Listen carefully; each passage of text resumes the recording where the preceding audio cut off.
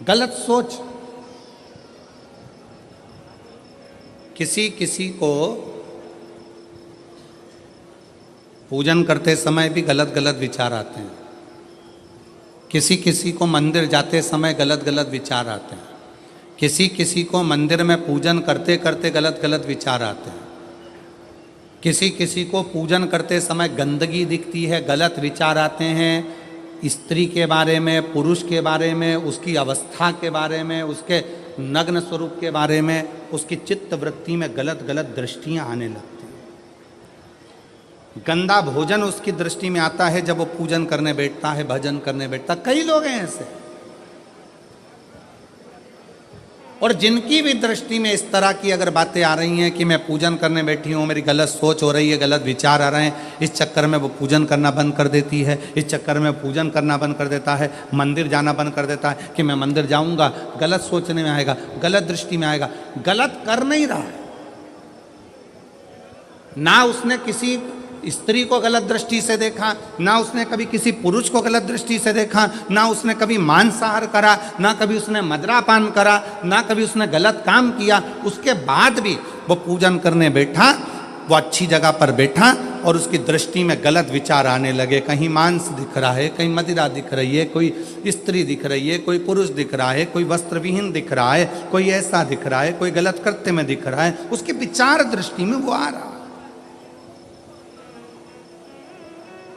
और कई बार लोग परेशान हो जाते हैं कि गुरुजी ऐसा क्यों हो रहा है, हम तो अच्छा करने के लिए गए, हम तो मंदिर गए, हम तो भगवान के भजन करने के लिए गए, हम तो स्मरण करने के लिए गए, फिर हमारी चित्त वृत्ति में ये कैसे आ रहा है, हमारे सोच में ये कैसे आ रहा है, हमारे विचार में ये कैसे आ रहा है।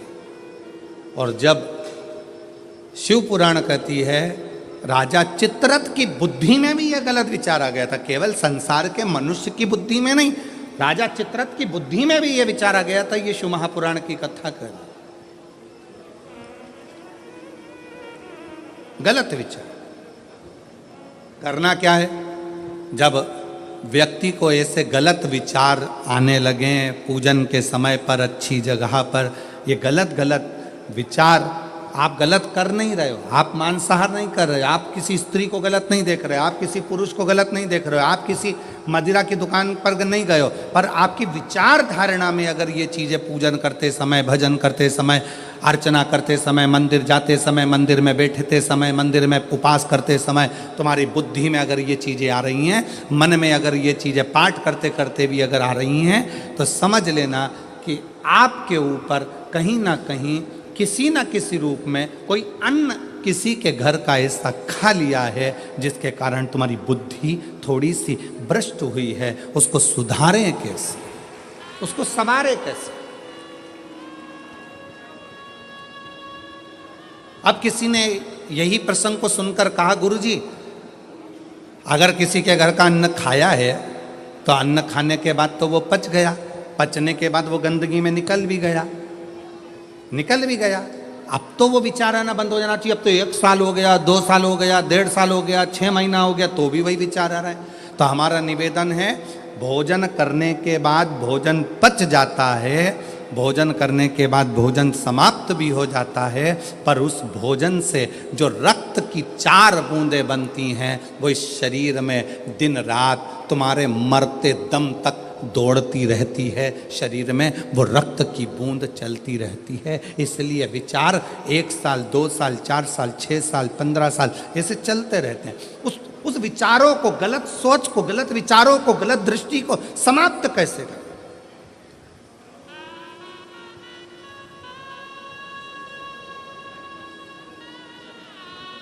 राजा चित्ररथ का चरित्र कर, तब राजा चित्ररथ ने गलत विचार से पार्वती जी और शिव जी को देख लिया, गलत विचार से। शिव जी कुछ नहीं बोले, कुछ, पर पार्वती मैया ने राजा चित्ररथ को श्राप दे दिया, श्राप। तो शिव जी का इतना बड़ा उपासक होकर, शंकर भगवान का इतना बड़ा भजन करने वाला, इतना भक्ति में डूबने वाला, इतना स्मरण करने वाला राजा चित्ररथ, तू शिव जी का इतना उपासक होने के बाद भी तूने माता और पिता को गलत भाव से देखा है, इसलिए तुझे असुर बनकर जन्म लेना पड़ेगा, राक्षस बनकर जन्म लेना। फिर वो चित्रक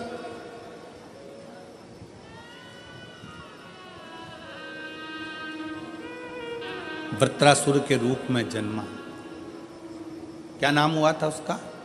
वृत्रासुर, जिसको इंद्र ने मारा था दधीचि ऋषि की अस्थियों से। गलत विचार। क्या करा जा? राजा चित्ररथ को जब श्राप लग गया असुर बनने का, राक्षस बनने का, तो राजा चित्ररथ ने हाथ जोड़कर शिवजी से पूछा, मेरी मुक्ति का साधन बताओ। शंकर भगवान नहीं बोले।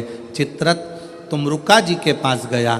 तब तुमरुका जी जो वक्ता हैं, तुमरुका जी जो कथा कह रहे हैं, तुमरुका जी जो भगवान शिव का गुणगान कर रहे हैं, वो तुमरुका जी ने कहा, चित्ररथ एक काम कर, कामधेनु गाय का दूध का घृत ला और उस घृत से तू शिव का अभिषेक कर, शंकर का अभिषेक।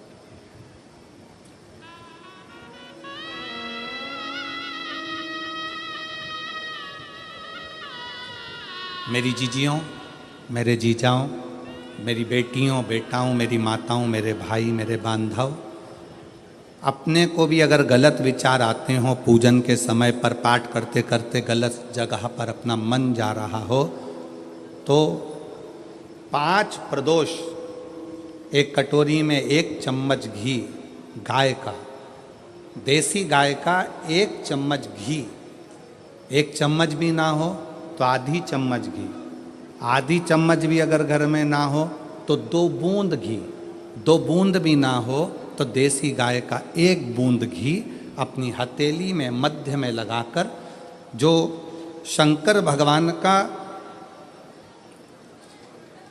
भगवान शिव जी का जो शिवलिंग होता है, उस शिवलिंग के ऊपर के भाग पर अपनी हथेली को रखकर, और जो अशोक सुंदरी वाली जगह है उस जगह पर अपनी हथेली का घर्षण करना चाहिए। लगभग 5 प्रदोष अगर आपने कर लिया तो निश्चित है आपकी बुद्धि में कभी गलत विचार पूजन करते समय आएगा ही नहीं, और गलत दृष्टि की ओर जाओ।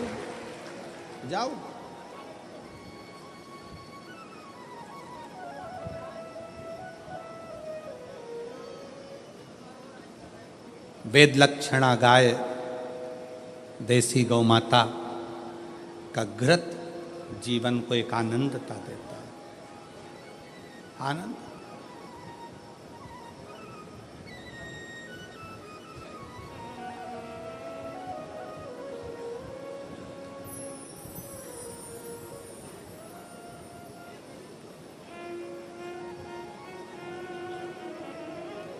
भारत के इतिहास में संसद भवन में बैठकर रात रात भर मंथन कर कर जो वक्फ बोर्ड बिल पर संशोधन किया गया, उसके लिए पूरे प्रशासन को बहुत बहुत साधुता,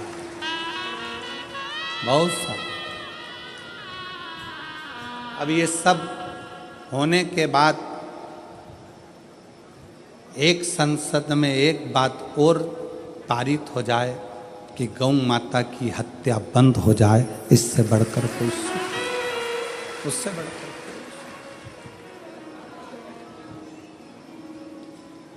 गौ माता का, देसी गाय का घृत, वेद लक्षणा गाय का 1 बूंद घृत हाथ की हथेली पर लगाकर शिवलिंग के ऊपर और अशोक सुंदरी की जगह पर घर्षण करने से जो गलत विचार, गलत सोच, गलत दृष्टि, गलत भाव, ये समाप्त हो जाता,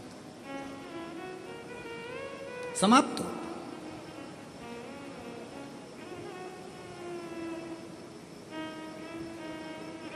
जिसने दिल से शिव की आराधना, राजा चित्ररथ ने पूछा है,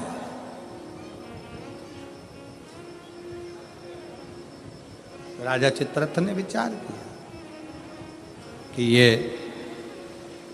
राजा चित्ररथ कह रहे हैं कि मुझे बताओ कि मेरी मुक्ति कैसे हो, मोक्ष कैसे होगा। मैंने तो गलत सोच लिया, मैंने तो गलत विचार कर लिया, मैंने तो गलत दृष्टि रख ली, मेरी बुद्धि में तो ये गलत भाव आ गए। मुक्त कैसे? कल की कथा में कहा था, जीवन में कितना भी दुख आ जाए, कितनी भी तकलीफ आ जाए, कितना भी कष्ट आ जाए, उस ईश्वर को मत भूलो, ईश्वर को, शिव को मत।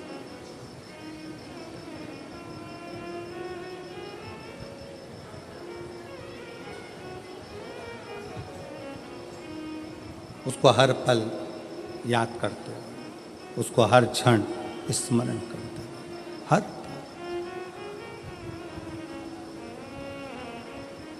ओ भोले रे तेरे बिना भी क्या जीना, ओ बाबा रे तेरे बिना भी क्या जीना, फूलों की कलियों में, काशी की गलियों में, फूलों की कलियों में, काशी की गलियों में, तेरे बिना कुछ कहीं ना, तेरे बिना भी क्या जीना, ओ बाबा रे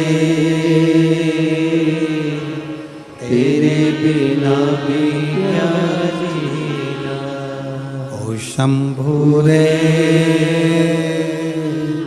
तेरे बिना भी क्या जीना, फूलों की कलियों में, काशी की गलियों में, फूलों की कलियों में, काशी की गलियों में, तेरे बिना कुछ कहीं ना,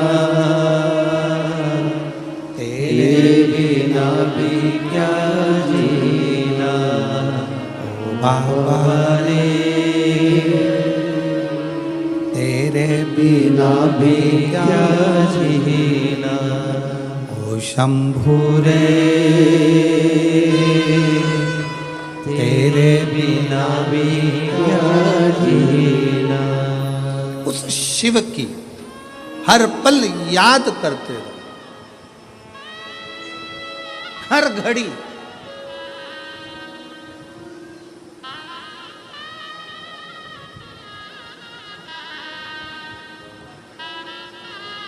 रामायण किस किस ने देखी है टीवी पर? रखो। रामायण किस किस ने पढ़ी है? रामायण किस किस ने सुनी है? राम कथा किस किस ने सुनी है? सबने सुनी है।